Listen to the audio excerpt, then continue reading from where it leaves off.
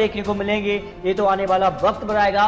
लेकिन बीजेपी में खबर है कि अब कहीं न कहीं कुछ बड़ा यहाँ पर हलचल होने वाली है, तो इसका फायदा कांग्रेस उठा सकती है, क्योंकि कमलनाथ लगातार यहाँ पर जो है कांग्रेस को मध्य प्रदेश के लिए जो है नए नए यहाँ पर कह सकते हैं प्लान तैयार कर रहे हैं, और यहाँ पर कह सकते हैं कि कांग्रेस के लिए यहाँ पर वापसी के दरवाजे भी खोल सकते हैं जिस प्रकार का माहौल बना हुआ है। क्योंकि दमोह में जिस प्रकार का उपचुनाव था और उपचुनाव में कांग्रेस ने जीत हासिल की और साफ संकेत दिए आने वाले विधानसभा चुनाव में कांग्रेस यहाँ पर मजबूती से वापसी कर सकती है। ये क्या होगा, क्या बीजेपी के बड़े दिग्गज नेता चुनाव के वक्त बागी तेवर होंगे और इसका फायदा कांग्रेस को मिल सकता है, ये जानकर मानकर चल रहे हैं। लेकिन आपको बता दें कि मध्य प्रदेश में फिलहाल 3 विधानसभा सीटें खाली हैं और जल्द तारीख। दमोह में तो कांग्रेस ने यहाँ पर जीत हासिल की ली, लेकिन इसके अलावा 3 और विधायक यहाँ पर जो है सीट खाली हो चुकी है, जिसमें जोबर, पृथ्वीपुर और रेगांव 3 विधानसभा सीटें रिक्त हुई हैं। ऐसे में जल्द यहाँ पर तारीखों का ऐलान भी होने वाला है। लेकिन इसके अलावा अगर बात करें तो इन सारे यहाँ पर जो सवालों के बाद अगर विधानसभा चुनाव की 230 विधानसभा सीटों पर चुनावी आंकड़ों की भी बात कर लें तो आज चुनाव तो क्या हो सकता है, क्या चुनावी माहौल कहता है 2023 के लिए, यहाँ पर क्या होने वाला है, क्या होगा अगर ज्योतिरादित्य सिंधिया कांग्रेस में चले जाते हैं या फिर ज्योतिरादित्य सिंधिया बीजेपी के साथ ही रहते हैं तो किस पद पर वो चुनाव लड़ेंगे, क्या उनको मंत्री पद मिलेगा या फिर यहाँ पर कह सकते हैं मुख्यमंत्री पद की रेस में कौन आगे होगा, इन सारे सवालों के जवाब और कुछ ओपिनियन पोल के आंकड़े भी आपको दिखाते हैं। सबसे पहले बात करते हैं दमोह के लिए, तो दमोह में हाल ही में उपचुनाव में कांग्रेस ने अच्छा परफॉर्मेंस किया था और इस दम पर अब दमोह की 4 में से कांग्रेस को 3 विधानसभा सीटों पर जीत मिलने की संभावना है, जबकि बीजेपी को 1 विधानसभा सीट पर जीत मिलने की उम्मीद यहां पर दिखाई दे रही है। इसके अलावा छिंदवाड़ा की 7 विधानसभा सीटें, क्योंकि छिंदवाड़ा कांग्रेस का एक मजबूत स्तंभ है, और यहां पर बात करें तो बीजेपी को 2 विधानसभा सीटें और कांग्रेस को 4 और 1 बीएसपी के खाते में जाने की संभावना लगाई जा रही है। दतिया की 3 सीटों में से बीजेपी को 2 और 1 सीट कांग्रेस के खाते में जाने की संभावना है। देवास की 5 में से बीजेपी को 4 और 1 कांग्रेस के खाते में जाने की संभावना लगाई जा रही है। जबकि धार की 7 विधानसभा सीटों की बात करें तो बीजेपी को करीब 3 सीटें और कांग्रेस को 4 विधानसभा सीटों पर जीत मिलने का अनुमान यहां पर लगाया जा रहा है। गुना की 4 में से बीजेपी को 3 1 कांग्रेस के खाते में जाने की संभावना है।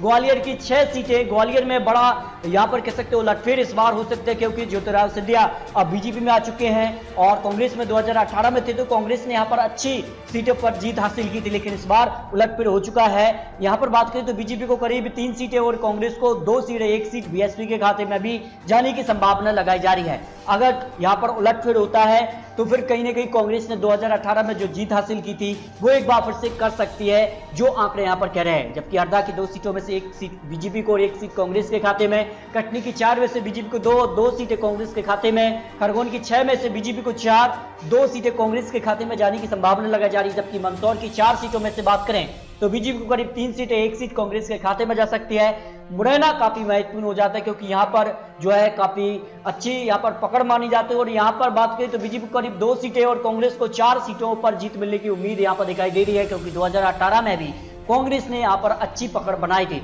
यहाँ पर बात करें तो नरसिंहपुर की 4 सीटों में से बीजेपी को 2 सीटें कांग्रेस के खाते में, नीमच की 3 सीटों में से बीजेपी को 2 और 1 सीट यहाँ पर कांग्रेस के खाते में जाने की संभावना लगाई जा रही है। जबकि पन्ना की 3 सीटों में से बीजेपी को 2 और 1 सीट कांग्रेस के खाते में जा सकती है।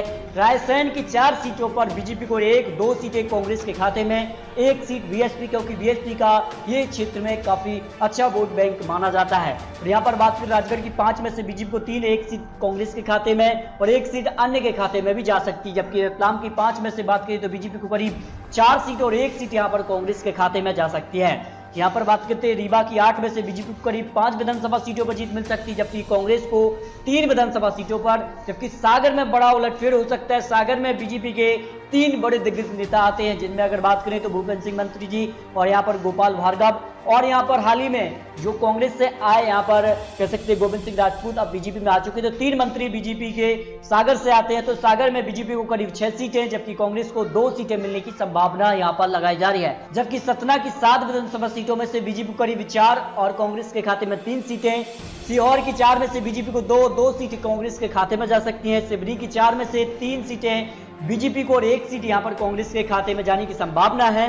शहडोल की 3 में से बीजेपी को 1 सीट कांग्रेस के पक्ष में, जबकि शाजापुर की 3 में से बीजेपी को 1 सीट कांग्रेस के खाते में, शेरपुर की 2 में से 1 बीजेपी और 1 कांग्रेस के खाते में सीट जा सकती है। इसके अलावा सीधी की 4 सीटों में से बीजेपी को एक 2 सीटें कांग्रेस के खाते में नहीं, यहाँ पर भी बिल्कुल कांटे का मुकाबला देखने को मिल सकता है। जो आंकड़े हैं, शिवपुरी की 5 में से बीजेपी को दो सीटें कांग्रेस खाते में और 1 सीट यहाँ पर बीएसपी खाते में जा सकती है।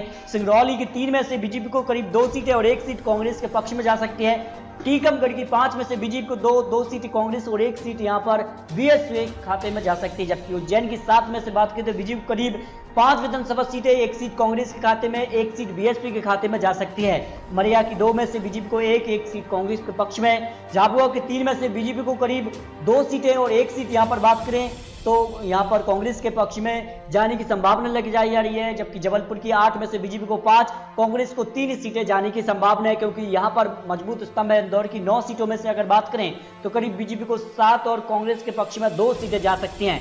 होशंगाबाद की 4 में से बीजेपी को करीब 3 सीटें, 1 सीट यहां पर जो है कांग्रेस के पक्ष में जाने की संभावना लगाई जा रही है। छतरपुर की 6 में से बीजेपी को 4 सीटें कांग्रेस के पक्ष में जा सकते हैं। इसके अलावा बुरहानपुर की 2 सीटों में से 1 सीट बीजेपी को और 1 सीट यहां पर कांग्रेस के पक्ष में जाने की संभावना है। भोपाल की 7 सीटों में से बीजेपी को 5, 2 सीटें कांग्रेस के पक्ष में जा सकती है।